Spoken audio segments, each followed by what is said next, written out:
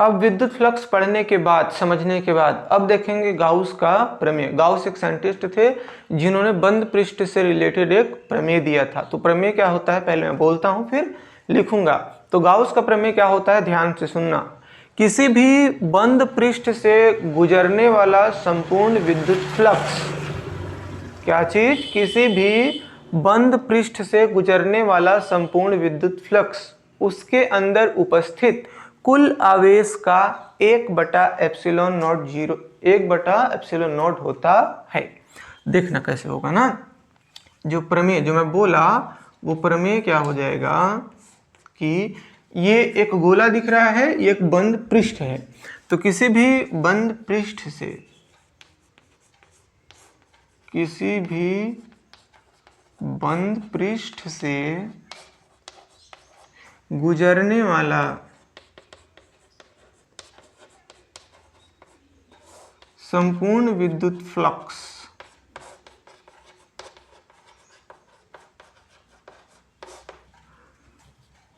उसमें उपस्थित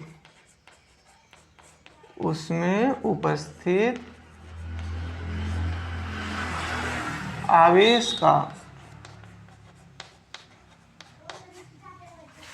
1/ε0 गुना होता है। ये तो हो जाता है प्रमेय।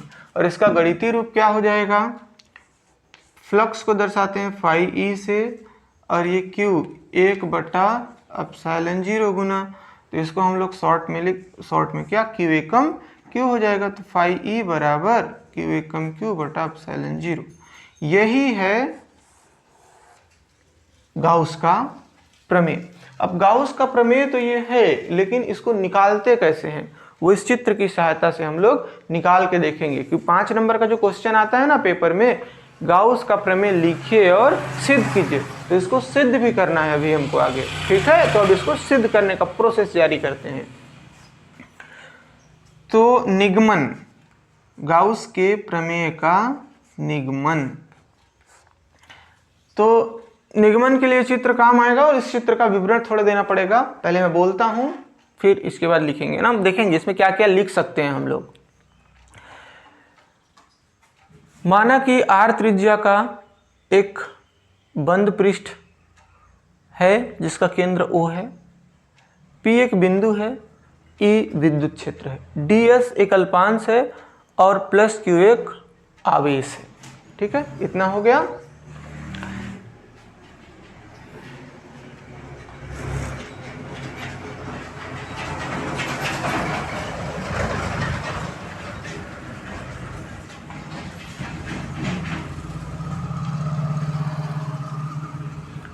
तो इस चित्र के द्वारा विवरण लिख कैसे सकते हैं, प्लस क्यू आवेश को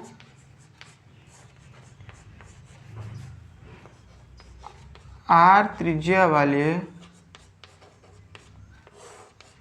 एक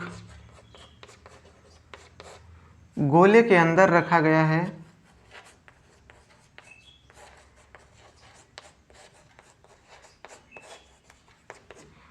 जिसका विद्युत क्षेत्र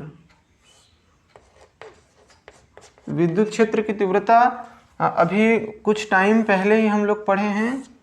तो विद्युत क्षेत्र की तीव्रता E बराबर क्या हो जाता है, 1/4 पाई एप्सिलॉन 0 Q बटा R स्क्वायर। ठीक है, इसके विद्युत क्षेत्र की तीव्रता इतनी है। अब इस पे हम लोग क्या अप्लाई करेंगे, फ्लक्स अप्लाई करेंगे, क्योंकि एक समान विद्युत क्षेत्र है। तो इससे लंबवत जितनी रेखाएं गुजरेंगी वो क्या कहलाएंगी, विद्युत फ्लक्स। तो विद्युत फ्लक्स के बारे में अब ध्यान देंगे। एक छोटा सा अल्पांश है ds, देखो एक छोटा सा अल्पांश क्या है, ds। ऐसे ही छोटे छोटे करके क्या बना दे रहा है, पूरा गोला बना दे रहा है। तो सबसे पहले इस छोटे अल्पांश का निकालेंगे ना, किसका निकालेंगे, छोटे अल्पांश का। तो छोटे अल्पांश ds से गुजरने वाला सबसे पहले अब छोटे से गुजरेगा तो थोड़ा सा विद्युत फ्लक्स गुजरेगा ना, गुजरने वाला अल्प विद्युत फ्लक्स। और जहां पर भी अल्प चीज या छोटा चीज का बात किया जाता है ना, वहां पे डी लगा दिया जाता है फिजिक्स में। क्या लगा दिया जाएगा? डी। आगे बहुत सारे एग्जांपल आएंगे, तो अभी तो शुरुआत है। तो यहाँ पे विद्युत फ्लक्स को दर्शाते थे फाई ई से, लेकिन अल्प के लिए निकालेंगे तो आ जाएगा डी फाई ई बराबर हो जाएगा ई डी एस। अब ये जो वेक्टर है, ये जो सदिश, ये हटेगा ना तो इसमें लग जाएगा कॉस थीटा। तो डी फाई ई बराबर E D S cos theta. Vector हटा तो कौन सा थीटा लगा? Cos theta. अब देखेंगे थीटा का मान कितना है। तो यहाँ पे ध्यान से देखोगे तो ये लकीर है वो सीधा जा रहा है। जब कोई भी चीज सीधा जाता है ना तो उसका एंगल या तो 0 डिग्री होता है या तो 180 डिग्री। तो हम लोग 0 डिग्री मान के चलते हैं, क्योंकि जो मान 0 का होगा वही 180 का होगा कॉस में। तो कॉस यहाँ पे कितना मान लेते हैं? 0 डिग्री।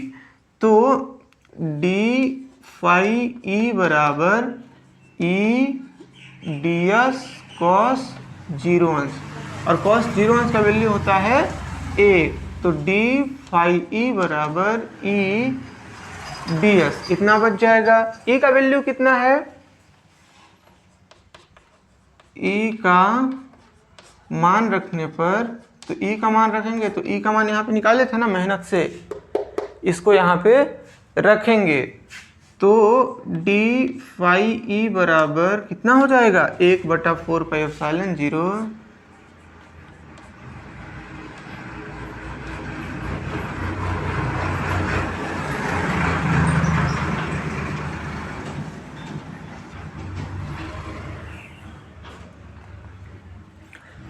अभी तक निकाले वो छोटे से अल्पांश के लिए था। अब पूरे गोले का निकालेंगे ना। किसका निकालेंगे? पूरे गोले का। और पूरे गोले का निकालेंगे तो उसके लिए करना पड़ेगा समाकलन। तो निकाल लेते हैं पूरे गोले के लिए।